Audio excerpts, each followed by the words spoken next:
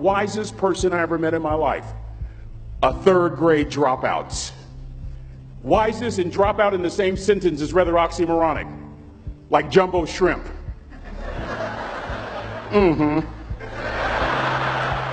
Like fun run, ain't nothing fun about it. Like Microsoft Works, y'all don't hear me. I used to say like country music, but I've lived in Texas so long, I love country music now. I hunt, I fish, I have cowboy boots and cowboy, y'all, I'm a black neck redneck. Do you hear what I'm saying to you? No longer oxymoronic for me to say country music. And it's not oxymoronic for me to say third grade and dropout. That third grade dropout, the wisest person I ever met in my life, who taught me to combine knowledge and wisdom to make an impact, was my father. A simple cook. Wisest man I ever met in my life. Just a simple cook. Left school in the third grade to help out on the family farm, but just because he left school doesn't mean his education stopped. Mark Twain once said, "I've never allowed my schooling to get in the way of my education." My father taught himself how to read, taught himself how to write, decided in the midst of Jim Crowism, as America was breathing the last gasp of the Civil War, my father decided he was going to stand and be a man. Not a black man, not a brown man, not a white man, but a man. He literally challenged himself to be the best that he could all the days of his life. I have 4 degrees. My brother is a judge. We're not the smartest ones in our family. It's a third grade dropout daddy. A third grade dropout daddy who was quoting Michelangelo, saying to us, "Boys, I won't have a problem if you aim high and miss, but I'm going to have a real issue if you aim low and hit." A country mother quoting Henry Ford, saying, "If you think you can or if you think you can't, you're right." I learned that from a third grade drop. Simple lessons. Lessons like these. Son, you'd rather be an hour early than a minute late. We never knew what time it was at my house because the clocks were always ahead. My mother said for nearly 30 years my father left the house at 3:45 in the morning. One day she asked him, "Why, Daddy?" He said, "Maybe one of my boys will catch me in the act of excellence." I want to share 2 things with you. Aristotle said, "You are what you repeatedly do." Therefore, excellence ought to be a habit, not an act. Don't ever forget that. I know you're tough, but always remember to be kind. Always. Don't ever forget that. Never embarrass mama. Yeah. If mama ain't happy, ain't nobody happy. If daddy ain't happy, don't nobody care. But I'm trying to tell you. Next lesson. Lesson from a cook over there in the galley. Son, make sure your servant's towel is bigger than your ego. Ego is the anesthesia that deadens the pain of stupidity. Y'all might have a relative in mind you want to send that to. Let me say it again.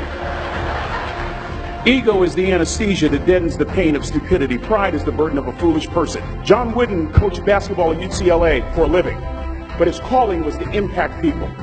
And with all those national championships, guess what he was found doing in the middle of the week? Going into the cupboard, grabbing a broom, and sweeping his own gym floor. You want to make an impact? Find your broom. Every day of your life, you find your broom. You grow your influence that way. That way you're attracting people so that you can impact them. Final lesson. Son, if you're going to do a job, do it right. I've always been told how average I can be. Always been criticized about being average. But I want to tell you something. I stand here before you, before all of these people, not listening to those words, but telling myself every single day to shoot for the stars, to be the best that I can be. Good enough isn't good enough if it can be better, and better isn't good enough if it can be best.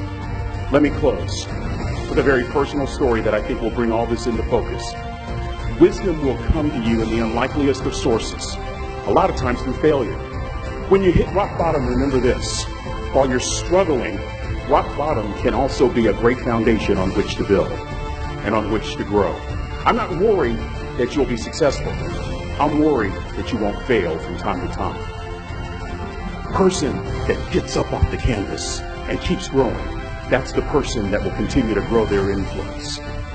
Back in the 70s, to help me make this point, Let me introduce you to someone. I met the finest woman I'd ever met in my life. Back in my day, we'd have called her a brick house. This woman was the finest woman I'd ever seen in my life. There's just one little problem. Back then, ladies didn't like big old linemen. The blind side hadn't come out yet. They like quarterbacks and running backs. We're at this dance, and I find out her name is Trina Williams from Lompoc, California. And we're all dancing, and we're just excited.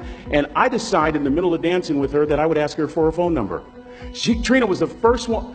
Trina was the only woman in college who gave me her real telephone number. The next day, we walked to Baskin & Robbins ice cream parlor. My friends couldn't believe it. This has been 40 years ago, and my friends still can't believe it. We go on a second date, and a third date, and a fourth date. We drive from Chico to Vallejo so that she could meet my parents. My father meets her. My daddy, my hero, he meets her, pulls me to the side and says, "Is she psycho?" But anyway, we go together for a year, 2 years, 3 years, 4 years. By now, Trina's a senior in college. I'm still a freshman, but I'm working some things out. I'm so glad I graduated in 4 terms. Nixon, Ford, Carter, Reagan.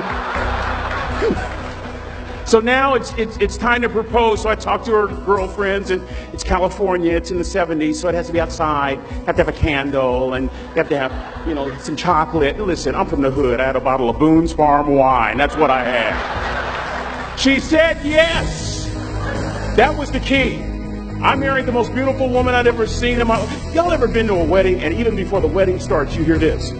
How in the world? And it was coming from my side of the family.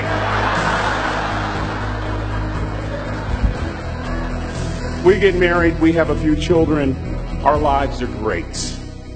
One day, Trina finds a lump in her left breast. Breast cancer. 6 years after that diagnosis, me and my 2 little boys walked up to Mommy's casket. And for 2 years, my heart didn't beat. If it wasn't for my faith in God, I wouldn't be standing here today. If it wasn't for those 2 little boys, there would have been no reason for which to go on. I was completely lost. That was rock bottom. You know what sustained me? The wisdom of a 3rd grade dropout. The wisdom of a simple cook. We're at the casket. I'd never seen my dad cry. But this time I saw my dad cry. That was his daughter. Trina was his daughter, not his daughter-in-law. And I'm right behind my father, about to see her for the last time on this earth. And my father shared 3 words with me that changed my life right there at the casket. It would be the last lesson he would ever teach me. He said, "Son, just stand. You keep standing. You keep standing, no matter how rough the sea, you keep standing." And I'm not talking about just water. You keep standing. No matter what, you don't give up. And as clearly as I'm talking to you today, these were some of her last words to me. She looked me in the eye and she said, "It doesn't matter to me any longer how long I live. What matters to me most is how I live." I ask y'all one question, a question that I was asked all my life by a 3rd grade dropout. How you living? How you living? Every day, ask yourself that question, how you living? Here's what a cook would suggest you to live this way. That you would not judge, that you would show up early, that you'd be kind, that you'd make sure that that servant's towel is huge and used, that if you're going to do something, you do it the right way. That cook would tell you this, that it's never wrong to do the right thing, that how you do anything is how you do everything. And in that way, you will grow your influence to make an impact. In that way, you will honor all those who have gone before you, who have invested in you. Look in those unlikeliest places for wisdom. Enhance your life every day by seeking that wisdom and asking yourself every night, how am I living? May God richly bless y'all. Thank you for having me.